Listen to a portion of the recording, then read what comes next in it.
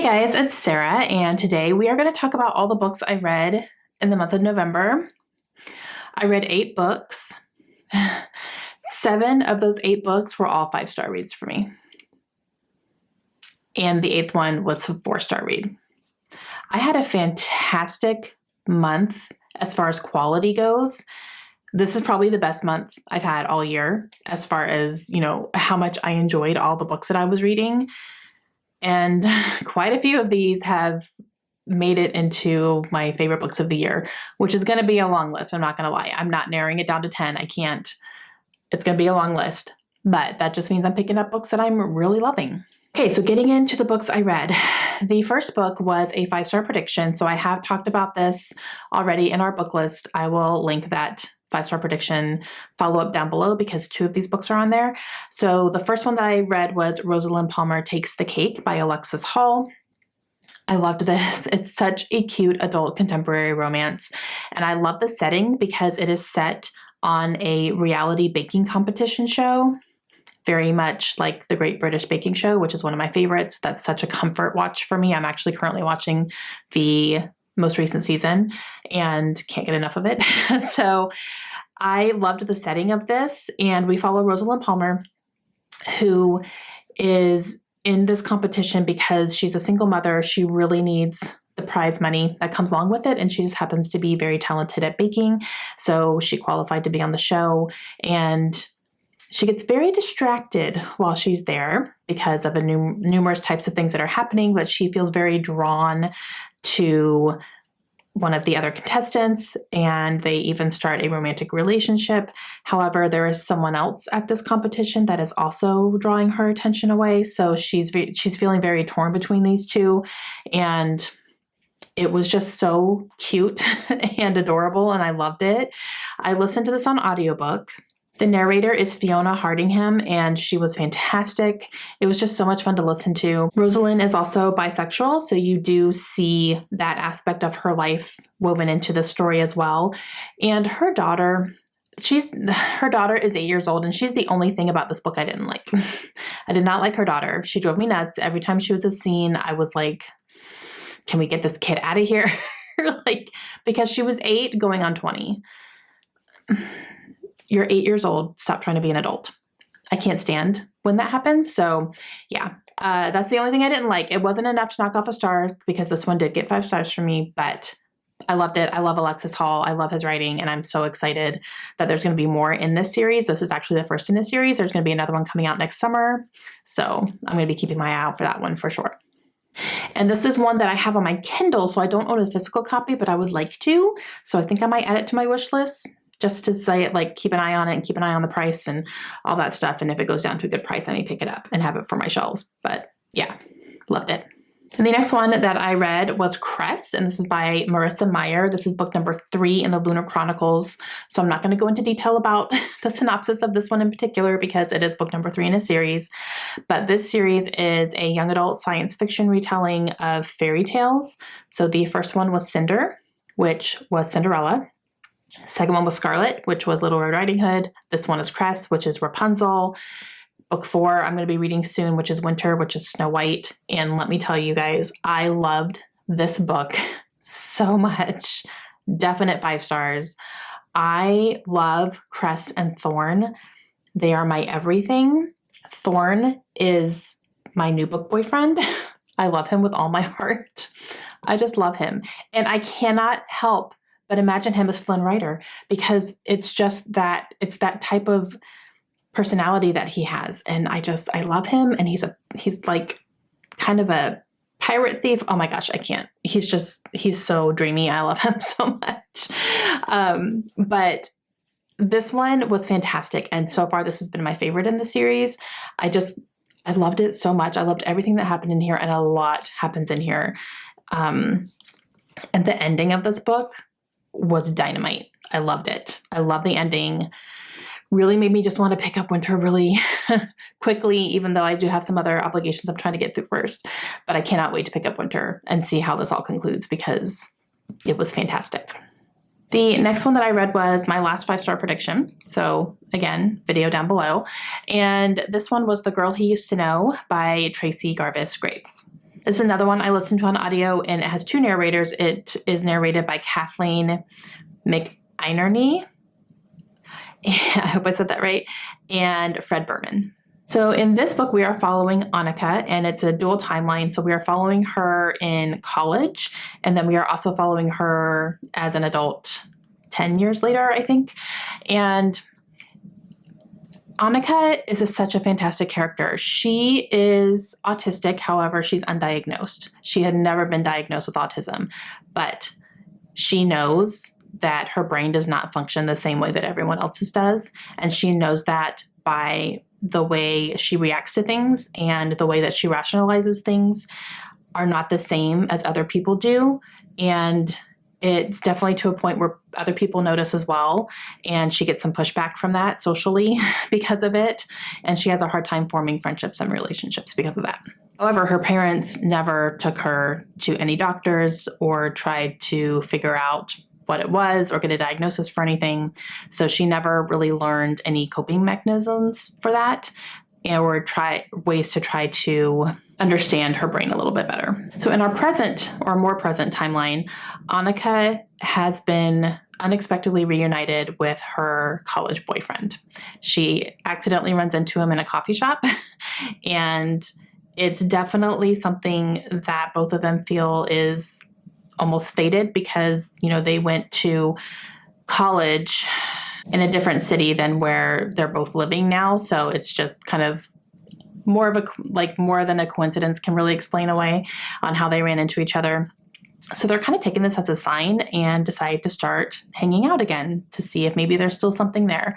And we're going back and forth between these two timelines because we're seeing her and Jonathan meet in college and how their relationship formed and how it progressed. And then something big happened to end their relationship.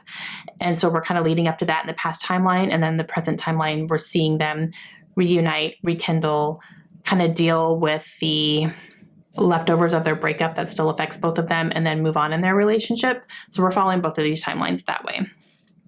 And let me tell you, this book went somewhere that I wasn't picking up on the whole way. And I was just jaw hanging open. I was like, this is what's happening. This is where we're going with this. Why didn't I pick up on this? I should have. But I'm glad I didn't, because it gave me that experience of just, whoa. And this book made me cry. The person who never cries in books. I cried twice. Once while I was driving. It was very dangerous. I should not have been listening to this while I was driving because I started crying and I was like, oh my gosh, I need to stop. But I didn't. I kept going. And then I cried one more time after that. And just, it was beautiful. The characters are so fantastic in this book, all of them. And I loved it. I loved it so much. And I was so happy that I loved it so much. I even picked up a physical copy. It's on the way to me. It hasn't gotten here yet, but I did pick up a physical copy because I want this on my shelves. And Tracy Garvis Graves is just someone I need to dive into her backlist more. And this book was special. So obvious 5 stars for me, and to the point where I bought a physical copy already. The next one I read for book club, and we read In My Dreams I Hold a Knife by Ashley Winstead. This is a debut novel from this author, and I need more from her ASAP.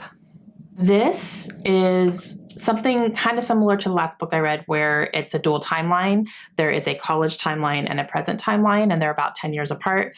And we are following a set of friends.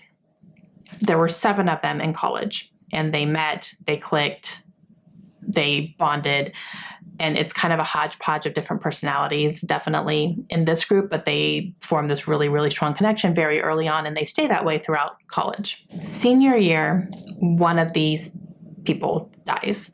They are killed, and we don't know who did it. There was someone that was arrested for it, but it was still very hard to prove, to the point where there was never a conviction, but there's a cloud over this person's head now. And so it's still basically an unsolved murder. No one knows who did it, can't figure it out, all that good stuff. Okay. Obviously something that was very devastating, and it broke up this whole friendship group.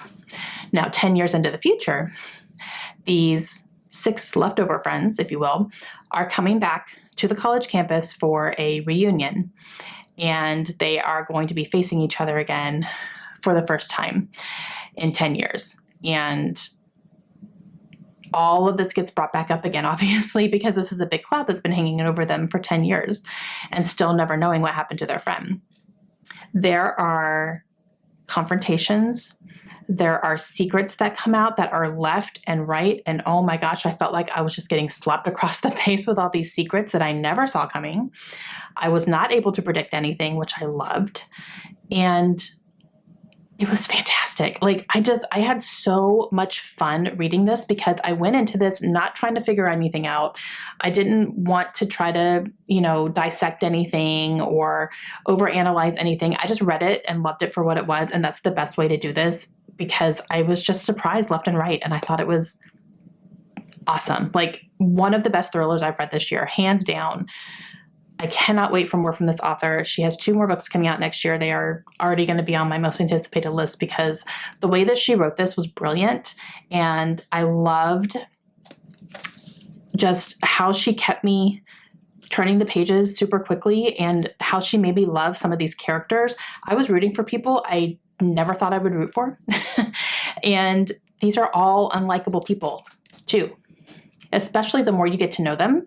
You kind of like them in the beginning, but then the more you get to know them, you're like, oh, you're kind of not a good person because we never knew that about you when it didn't come out until much later. So that was really interesting. It gives you a lot of conflicting emotions about people and it's all of them. It's not just like 1 or 2. No, it's like all of them. It's so great, you guys. I cannot talk highly enough about this book. Easy 5 stars for me. One of the best thrillers I've read. It's going to go on my favorites of the year. If you have not picked this up, please don't sleep on it. It is so good. And then I continued on my Lunar Chronicles journey and I read Fairest by Marissa Meyer, which is a prequel novella that follows Queen Lavanna from the series, who is basically, if you will, the evil queen. She's very vain. There's a whole thing with mirrors in her, and she's a queen. She is the queen of Lunar.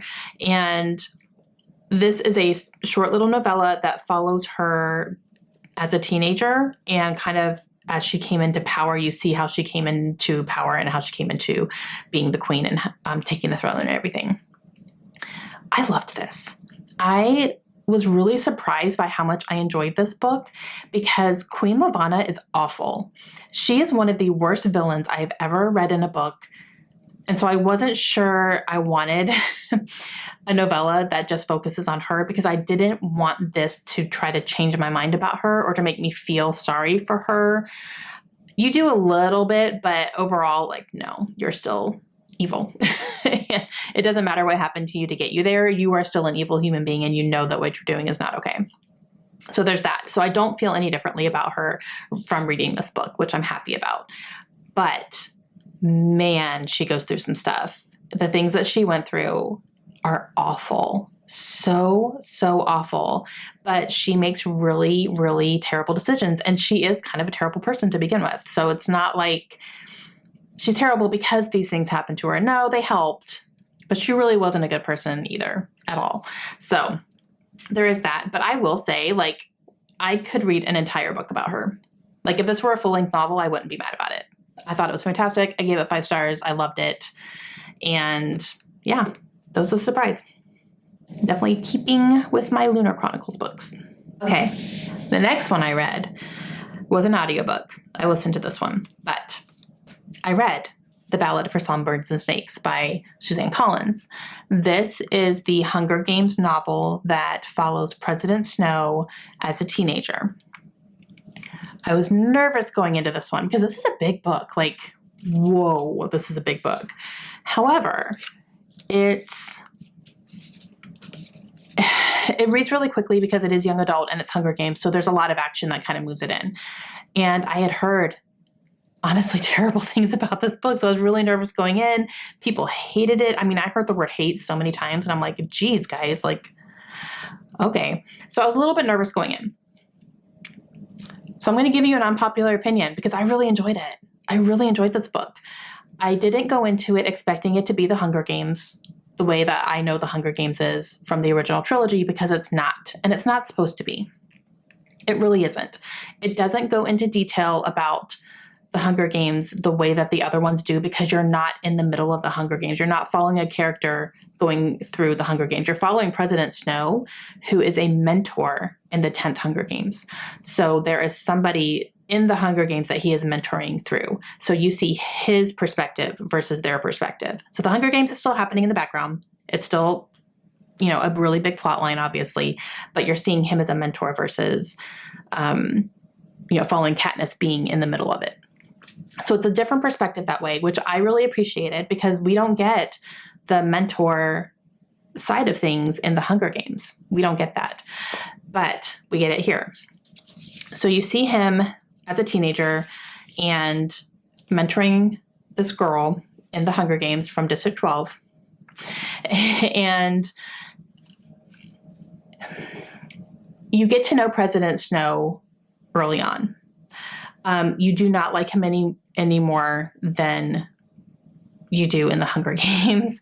I will say that. So this is another book that's not trying to change your mind about an evil character. It's not trying to do that. It definitely didn't do that for me. He is still very, very selfish. He's very self-centered. He's all about him. You do see him grow some feelings for another person. So there is that. You see him go through some things that were out of his control, that were really hard on him. He loses people he loves. And that was definitely, sorry, but you're still a jerk. And I thought it was really interesting. There's a whole thing about snakes in here that I really liked. I thought that was really clever. And you kind of see the early influence that he has on the games itself, which make a lot of sense later on in the Hunger Games. You see some of the things that happen in the Hunger Games in the original trilogy that he came up with. Different strategies and different things that the public can do for the tributes. Like, some of those were his ideas. So that was kind of cool to see those come to fruition. And you see him, going through school and going through all these different things with the different people, and then getting into military school and doing all the things. So you see him go through all this stuff. He does not always get what he wants. He gets knocked down quite a few pegs, quite a few times. But I don't know. I really liked it. I thought it was very entertaining. It was really entertaining. Is it necessary? No. Did I need to know all this other stuff about Snow? No, but it was fun. So I'm not mad I read it. I'm going to keep it, because I'm going to actually put it on Kaylin's shelf, because she has Hunger Games on her shelves right now. So I'm going to put this next to it. And if she wants to read it, she can. But I'm not mad at this book like everyone else is. So I thought it was enjoyable. Highly recommend the audiobook. It is read by Santino Fontana, who is fantastic. And yeah, I really enjoyed it. The only thing I will really criticize this book about, is the amount of times his name is written on these pages is I got real tired of hearing his name. And his name is Coriolanus. So it's not like Bob or Jim. It's Coriolanus. That's a lot of syllables to say over and over and over again. And it was just 10 times on each page. So that got a little bit annoying. I will say that. They probably could have taken out 20 pages alone of how many times his name is written down on here. He would have been fine.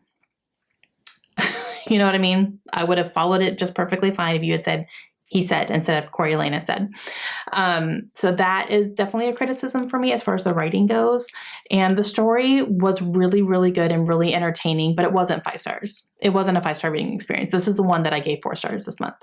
But still, it's 4. I really liked it. And I'm really happy that I liked it, because I was very nervous going into this one. But yeah, I thought it was good. Okay, and the next one that I read is a nonfiction book, and I read Helter, Skelter. This is by Vincent Bugliosi with Kurt Gentry, and I buddy read this with my friend Brittany, and we took the entire month of November to read this. We started on the 2nd, and I finished it the day before Thanksgiving, and oh man, you guys. Okay, if you like true crime books and you haven't read this, please pick it up.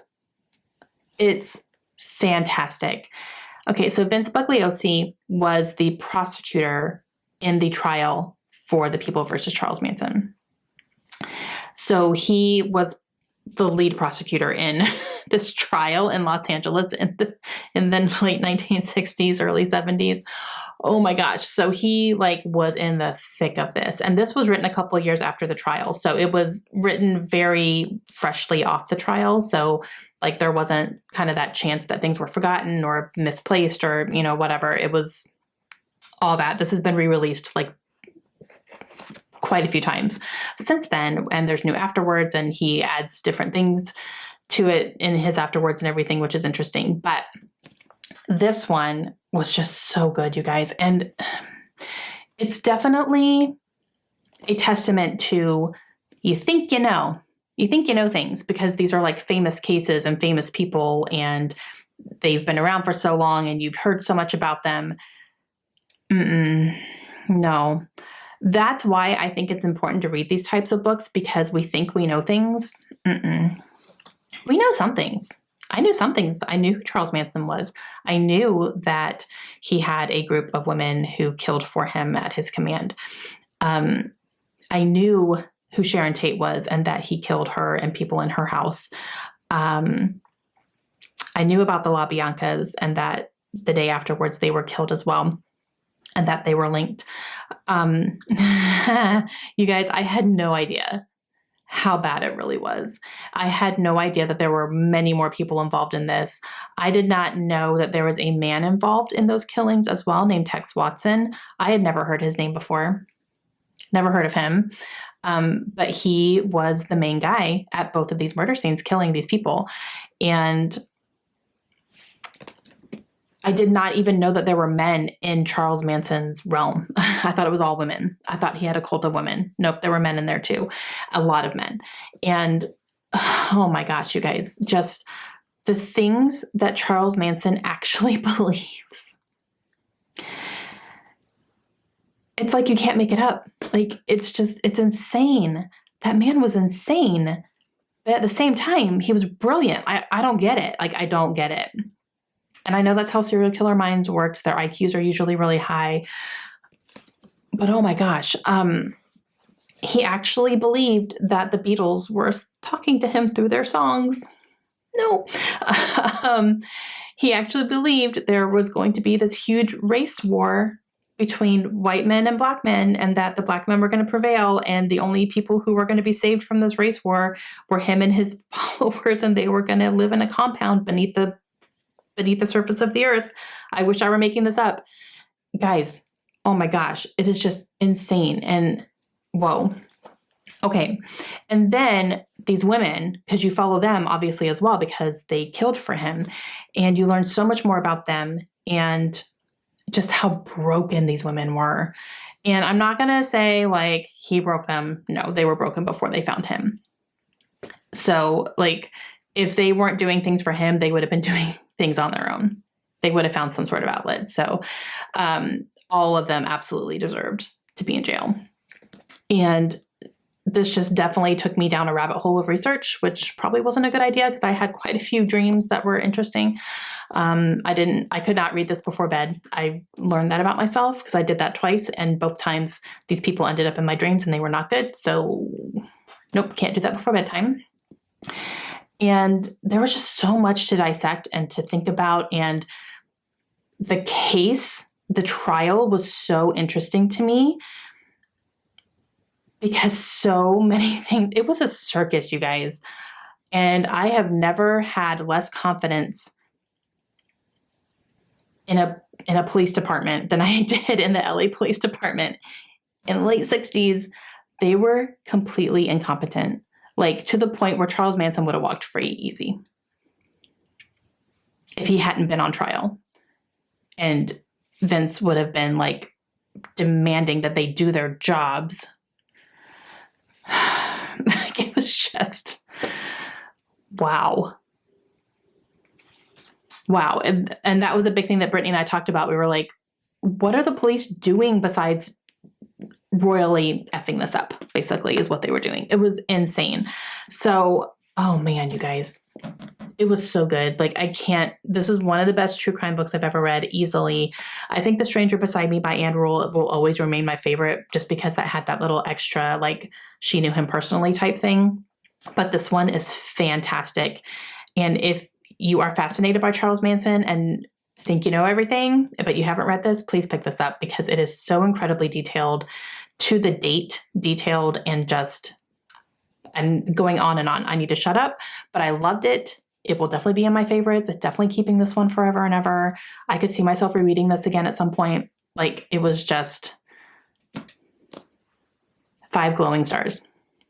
And the last book that I read in the month of November is The Southern Book Club's Guide to Slaying Vampires by Grady Hendrix. This is a book that Bobby picked for me to read last month in October. It's fine. I loved this. This is an adult horror novel, and it literally follows a book club that is a group of women who live in South Carolina in the 90s, and a new resident comes and moves into town.